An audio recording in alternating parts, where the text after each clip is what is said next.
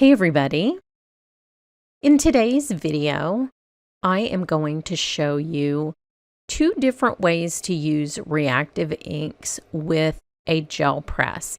Now, I don't know if you know this, but these Hero Hues reactive inks come in the mini cubes. And let me tell you a little something about myself. I love miniature anything, and miniature ink cubes are a great way to get a lot of ink for a very small amount of money. Now, what's fun about the reactive cubes is they let you try reactive ink before you buy the big pads if you choose. And since reactive ink has different properties from the regular ink that you stamp with, this is a fun way to purchase these inks. So what I'm going to do today is I'm going to show you that, of course, water reactive inks react with water. That's why they're called water reactive inks. So I have sprayed the ink on my gel press with water, and I'm going to press it on paper. And what you're going to see is that great texture that you get from water reactive inks, but you're also going to see the ink spread out a little bit. And I'm going to show you a different way to do this so you still get the fun texture from reactive inks, but maybe with a little more precise look, because we crafters, we like to be precise. So this one is not super precise, the purple one that I did, but I'm going to show you how to make that happen. But first, we'll try it again with water, this time with a different color scheme. I have put together little groupings that I think are super cute, and you can buy these in little sets as well. And this just is a fun way to make a background. So here I'll be doing orange, pink, and yellow and making this precise little grouping. Now, you could also use these ink cubes to do direct to paper, but it would have a very different look than it has when you're transferring it on a gel press. For one thing, you would have to sort of scrape the ink pad against the paper to get a very intense amount of color. You can't just stamp these fun little squares like I'm doing here. So it is a different process if you're wondering why I didn't just put the ink pad down on the paper. Now here you can see I added quite a bit more water, and so I got a little more ink smushing. But we're going to do a fun finishing technique if that's bothering you at all. So you can also do a little ghost stamping with what's left on your gel press. Now I am cleaning my little gel press in between. I just have this on an acrylic block, and that is because I don't want to contaminate my other ink pads.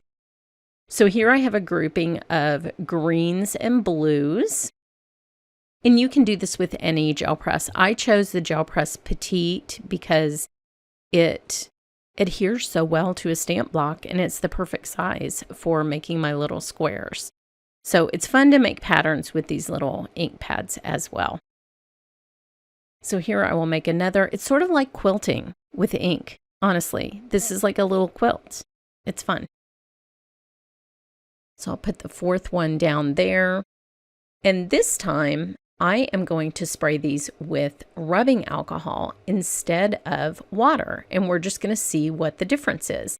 Now, this is a technique that I've used with my gel press many times before because it activates water reactive inks, but it also has fast drying properties, and so you don't get as much spreading. I actually have a video that I'll link you to in the blog post where I do sort of an impressionist technique with these inks and alcohol, and it's a fun technique to use with the gel press. So let's redo some of the color schemes that I did before, and we'll do them with alcohol, and then at the end you'll be able to see the difference. It does not matter what percentage of rubbing alcohol you use for this technique. Mine is 70%, but it doesn't really matter. So we will go back to this fun combination of pinks and oranges and yellows. And look how precise. Don't those little precise squares on the gel press just make you happy? They make me happy. Now I'm spraying off camera because I don't want to spray alcohol directly onto my cardstock. And I'm giving it a light mist. And then you can see already through the gel press as I'm pressing this down how much more precise this one is. And where I didn't get good pressure on that pink because it's on a clear block, I can just press that down again and fill in that little spot. So look how precise those are, but with the fun water reactive texture that you get versus the two that I did with water. That's a pretty big difference. So depending on what look you're going for, if you want a super arty watercolor look, use water. But if you like the kind of more precise look and still get the fun texture from the reactive inks, alcohol is your friend. So now we will redo the purple one. I love this purple combo because there's that one warm color in there of berry smoothie that is so much fun. So I'm putting these kind of in the same order that I did them in before, just so that we can really truly compare with the scientific method. You know how that is. So on this one, I am going to just use one color at a time, and I'm going to create just a larger quilt around this one purple sample that I had done before. Now these are fun if you want to later cut them up, die cut them, use your infinity dies to cut out just a bunch of fun little colors. So it's actually sort of like swatching. Like if you had a swatch of all of the fun purples and sort of warm purples that you have in this set, this is a fun way to do a little swatch. And then you could just write the names on here. But I'm just going to expand this out so that I can use it as a background, and it will be super duper cute. Now, when you're doing this, if you only have 4 colors, pay attention. I wasn't paying that great attention when I started doing this to where these colors were. Since I only have 4, you have a little bit of a math problem in that you need to determine where each color is going to go so that you don't have 2 of the same color next to each other. But if you like to craft more than you like to do math, then just fly by the seat of your pants like I did here, and then sort of box yourself into a corner when it gets to the end. But no one was harmed in the process of me not paying attention, and it all works out just fine. Spoiler alert, everything's fine. Now, the other thing that might happen, and you're going to see it in the upper right-hand corner, is a little bit of an alignment issue. So you can see how that third square on the top row wasn't exactly aligned with one below it, but I'll show you how to fix that. You can actually just easily overstamp that. And if you're wondering what my strategy is for where to put these squares, as I'm watching this back, I have literally no idea why I was doing it in this pattern. So this is not part of the technique. But you can see how much texture I'm getting with the alcohol in each one of these squares. It is such a fun look to get that water reactive splotchy look on there. By the way, my cat is named Splotchy, so that's a word that's near and dear to my heart. But I love that you can do it with the alcohol and just have it be so much neater than it is with water if you're trying to do something super precise, like a little quilt of squares. So here I chose to line that darker purple up with the square below it because I can see that the problem is with the lighter color, but it really is easy to fix, and you'll see how I do that in just a minute.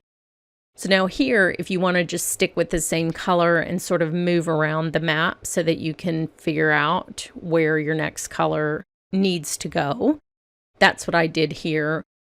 Now I'm going to just overstamp with the same color and cover up that little bit of white, and it's just fine. I might make this into a Valentine. We'll see. So now I can see that I do not have that warm violet. It's fine if it's on the diagonal.